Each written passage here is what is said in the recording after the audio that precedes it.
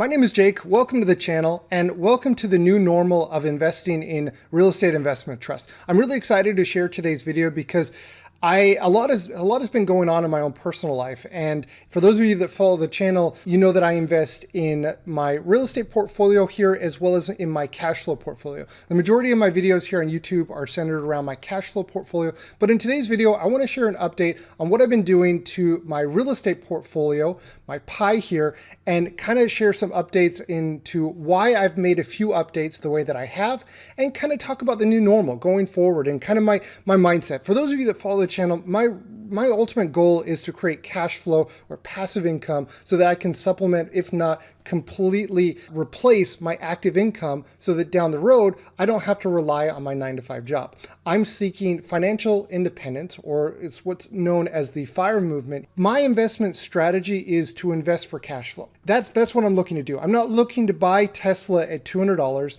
and sell it at $800. That's not my investing strategy. I'm really trying to grow gradual passive income and track my results. In my real estate portfolio, it's a fairly new portfolio. I haven't been investing in it for very long. I've invested smaller amounts every single week, maybe $100, less than $100 every single week. And I've seen my dividends, my earned dividends grow for the most part, every single month. In real estate investment trusts, some pay monthly, some pay quarterly, and so it can go up and down. But what I want to see is I want to see that trend up and to the right. And I want to have it more predictable.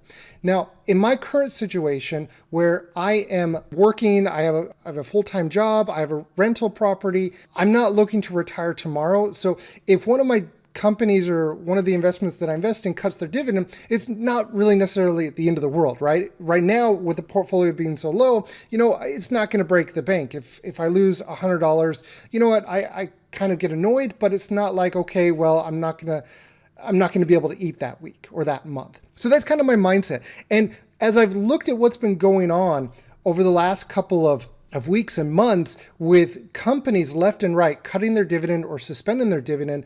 And it's really getting me thinking, okay, what if my scenario or my situation were different? What if I were in early retirement and I did no longer retire on my active income? What would that look like? Would I be able to stomach seeing when, for example, one of my real estate investment trusts that I rely on for cash flow, they cut or completely suspend their dividend, for example. When they suspend it, it may be temporarily, it may be permanent. There's a lot of things that go into it. For example, with Apple Hospitality, it's a monthly REIT or EPR where they completely suspend their dividend. I'm no longer getting cash flow. And so right now, it's not the end of the world. But if I was in early retirement and I was relying on these dividends to pay for my living expenses, this would be a disaster. And so what I'm thinking right now is fast forward 10, 15, 20 years, this can't happen. I can't have a month, a couple of months, even a year go by and not have my assets perform and create cash flow for me. So with that in mind, I've done a lot of thinking in what I wanted to do in order to risk-proof my portfolio, especially with my REITs. And I'm going to share in today's video a little bit about that, what I've done, some of the companies that I've sold, how I've updated my target allocation, and kind of share my thought process around that. So if you're seeking to invest for early retirement, you're looking to do that, I think this may be really, really interesting for you. My scenario or my situation here this last year was I had a stable job. I didn't have any rental property. I was just kind of, relying on my active income. This last year in 2019, I've really side hustled a bunch. I've saved a lot of money and I've invested in my first rental property. My wife and I, we moved in our first house, right? And now in the next couple of months, we're actually going to be moving into a new house and we're going to be renting out this house. So then we'll have 2 rental properties and we're starting to do that. And so that takes a lot of time. It's very time consuming.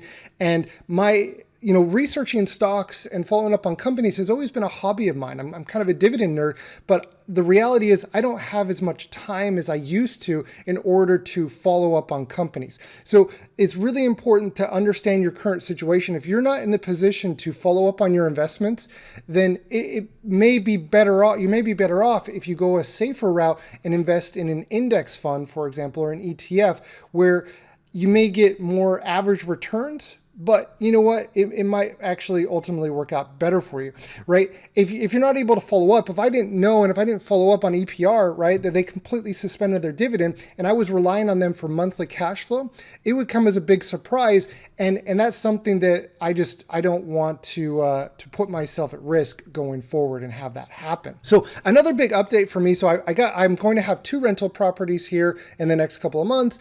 And also I just changed jobs. I've been working my butt off to really put myself in a position to make more money in my current situation where I work. I'm currently a sales manager. I sell software, and I just recently changed positions, changed companies, and I actually, through that change, was able to increase my total compensation by 50%.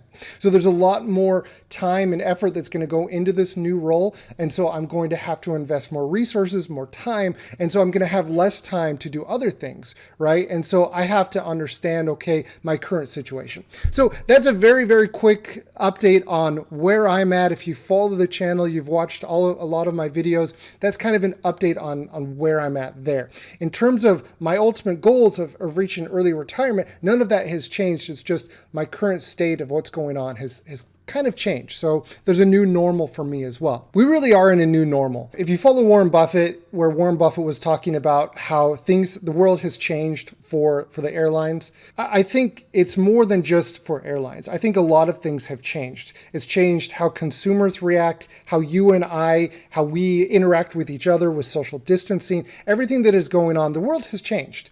And after the financial crisis, if you recall, if you remember, a lot of things changed after the financial crisis. It wasn't just a quick, all right, well, we're here, and then we were out of it overnight. It took quite some time. And there was a lot of things that were going on, right? But right now, with our new world, it has to do with restaurants, hospitality, with offices. If you work behind a computer, you probably work at home right now. I know all of Facebook employees, Amazon employees, a lot of them are working for the rest of the year for 2020 at home, right? And so things have changed. Office REITs, right? If you own a real estate investment trust that owns an office building, this can be a really, really bad thing. And this has changed a lot, especially where these REITs, these companies are so over leveraged, where if they go 1 month without getting their rental income from their tenants, like they're on the brink of bankruptcy. It's just a complete disaster what's going on right now. And it really reminds me of what was going on in 2008, where a lot of big banks that were once perceived as secure investments were going bust. I thought it was really interesting. I was listening to a debate from Harvard business professors talk about the new normal, and I want to share a quick piece of that debate here and kind of talk a little bit about that, because I thought it was really, really interesting. Mm-hmm. So Young Mi, what do you think? What's your big long-term take? Okay, so one is, I think we're definitely going to see a culling of companies in general across industries. I think the strong are going to get stronger, and you're already seeing that. The strongest companies already, they're the ones with the balance sheets that are able to survive and even thrive in the current context. But they're also going to benefit over the longer term from this winnowing of competition. So as weaker players go under, they're going to be able to hire the best new employees. They're going to be able to strengthen their market positions. And eventually, there are going to be a lot of cheap assets out there that the big players are going to be able to gobble up. When we talk about the strong getting stronger, it really reminds me about JP Morgan back in 2008. I was actually a teller at JP Morgan back in 2008 during the financial crisis. And so I remember this like it was yesterday, where there were big bank after big bank really just going bust left and right. You would see police raid bank branches, and you were thinking, what is going on? As a teller, I remember people coming in and asking for full withdrawals of their entire account. We didn't have enough money in our safe to give everybody their money that they were asking for. It was that crazy. And so when you look at JP Morgan acquiring Washington Mutual for $1.9 billion, what's really interesting is Washington Mutual is one of the largest banks in the United States at the time. And so a lot of other companies like Wells Fargo and others were really seeking to acquire Washington Mutual or buy them out. At the end of the day, JP Morgan acquired Washington Mutual for pennies on the dollar. If I'm not mistaken, it was just like 16 cents per share. The company had fallen 90%. And because of that, JP Morgan, when we came out as an economy, came out of this recession, JP Morgan was better positioned than ever before. So when we hear that she said that the stronger are going to get stronger, they're going to be able to hire the best talent, really, that's the case. These big, larger blue chip companies that were previously seen as slower growth companies, everybody wanted to invest in a small cap because that's where really the growth was, or mid cap. No, right now, the paradigm, everything has changed. It's shifted. Now, the largest of the largest companies with the best balance sheets, with cash flow coming in, they're the ones that are going to thrive in this environment and coming out of this environment. So I thought that was really, really interesting. So when we look at the different companies that have suspended or cut their dividend here the last couple of weeks and months, when we look back at this chart, 6 of the companies here on this chart, and this is not conclusive, there's actually been more since this has been released, more companies that have suspended and cut their dividend as a real estate investment trust. On this list, 6 of the companies that were in my portfolio are on this list. And so I've made some updates and some adjustments to my portfolio, and I want to share that with everybody here. For those of you that follow the channel, maybe interesting. So here, back a couple of days ago, back on May 5th, I sold out of 5 companies in my real estate investment portfolio. Now, once again, things have dramatically changed for me personally, right? So I'm not following up on my investments as much as I have been. And also, I have a rule of thumb, right? Where if a company suspends or cuts their dividend, I typically will sell out of them. I've not always been doing that here this year. A few examples would be with Marriott and Darden restaurants. But the 5 here that I sold out of, I'm just not, for me personally, I don't see myself investing in them long term, simply because of the risk associated with that. Right now, we're talking about here with WY, we're talking about $83. This is not going to break the bank for me. This isn't, the end of the world. With Apple, it was also a very small position in my portfolio. I sold this at a small loss. And I think about that, if I were to fast forward 15 years, right, that would actually hurt. If this was tens of thousands of dollars, this would really hurt. So for me, I kind of did a self-assessment and thinking, okay, well, right now it's okay. We're just talking about a little over $100, $200 right here. If I fast forward 10 or 15 years, how would I react if it was tens of thousands of dollars? And I ultimately, for me, decided, okay, no, this would not be acceptable. I can't do that. So I decided to sell out of these. WY is a very, very unique. I've shared this in previous REIT videos. If you're interested, particularly in what they do, they're unique. Apple in the hospitality, really with hotels and so forth. Right now, really not a good time. And once again, I don't want people to think, okay, well, yeah, if you hold on to them, they're going to recover. Everything is going to be okay. The reason why I sold, I mentioned it earlier, I just want to revisit this topic one more time, is I don't want to be in the position where in 15 years from now, I'm solely relying on my dividends to pay for my living expenses. I can't have my investments go maybe a couple of quarters a year without paying me in dividends. I just can't do it. In order for me to retire early, I have to rely on my cash flow. And yes, this is a once in a generational thing, right? Pandemic, last time this happened was 100 years ago. But what happens the next time, right? What happens in 10 years? What happens in 20 years? Whatever it may be. And so for me, I made the call that that's not something that I want to have in my portfolio. Another one were 2 office REITs. I think these will actually end up turning around. Office REITs, I still think that they'll do well. They performed pretty poorly back in 2008. They're a little bit more risky. And so for me, I want to focus more on quality. And lastly, here in the hospitality or in the leisure with GLPI, not something that I really want to hold in my portfolio long term, I've decided. So what have I done? What are the updates that I've made in my portfolio? So what I've done is I've adjusted the target allocation of my slices. I have not added new REITs or ETFs to my portfolio. I've kept everything that I've had. I've just adjusted the target allocation. And so what I've done is, before, my US REIT ETFs here were at 10%. I've bumped this up to 70%. with my ex-US so international REITs in this ETF, I've kept this the same. So essentially I have 80% of my portfolio in index funds. Let's go over to the research tab in my pies for my real estate portfolio here, and it actually shows the number of holdings, the current dividend yield, and the expense ratio. You can also see the historical return of the portfolio as it stands here if you would have invested $100. With REITs, this is not very uncommon, right? Where it has a lower performance because really you're reaping the performance in the dividend. Like that's really where you're getting the performance. There are other sectors within REITs, for example, like data centers, where you're going to see massive returns, right? It's hyper growth. And others, you're not going to see that. For example, if you were to go into, self-storage, you're going to see growth, but you're not going to see it in the, over 100%. So it's kind of interesting to see how that's set up. Just in case you're curious, with the S&P 500 over the last 5 years, it's up a little over 30%, if I'm not mistaken. So if you look at the allocation here, 70% in US REITs, 10% in international REITs, and then I have it broken up in industrials at 4, data centers at 3, and self-storage at 3. So the three here, industrials, data centers, and storage, these are my 3 favorite. These are the ones that I can really wrap my head around and feel confident that long-term that they're going to continue to do well.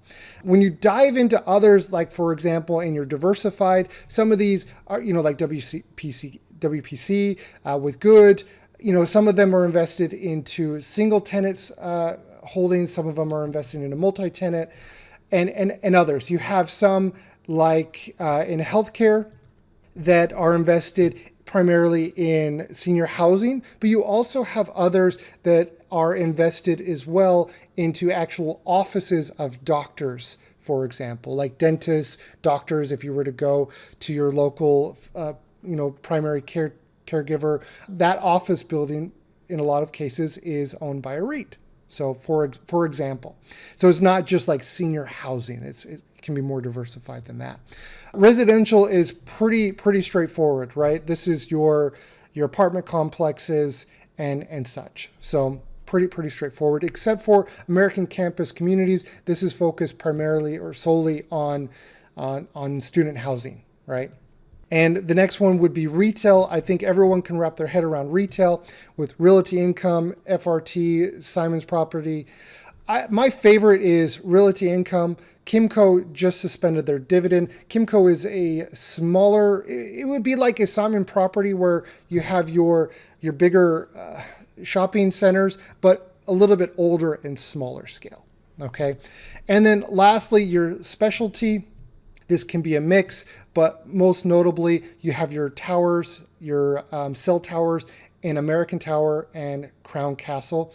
EPR, which just recently cut their dividend. This was one of my favorite monthly dividend payers, simply because they cut their dividend because they're so exposed to leisure and entertainment, like theaters and stuff like that. Everything that right now we shouldn't be doing, right? Everything that social distancing is promoting is pretty much the EPR killer.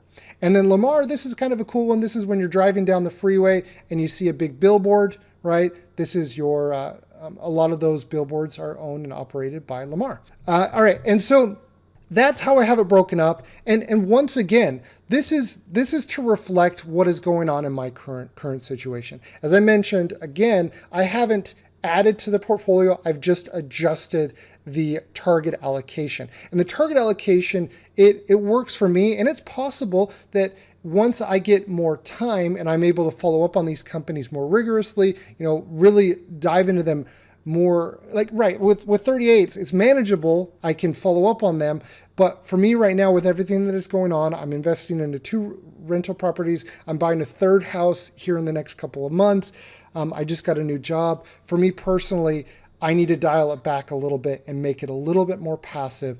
And by investing more into index funds or ETFs, it's going to allow me to do that and really to lower my risk. A lot of it has to do with emotions, right? If I'm not able to invest the time necessary to follow up on these companies, as I'm not able to right now, it really would create unnecessary stress in my life. And that's a big reason of why I've made this update to the portfolio. Welcome to the new normal, everybody.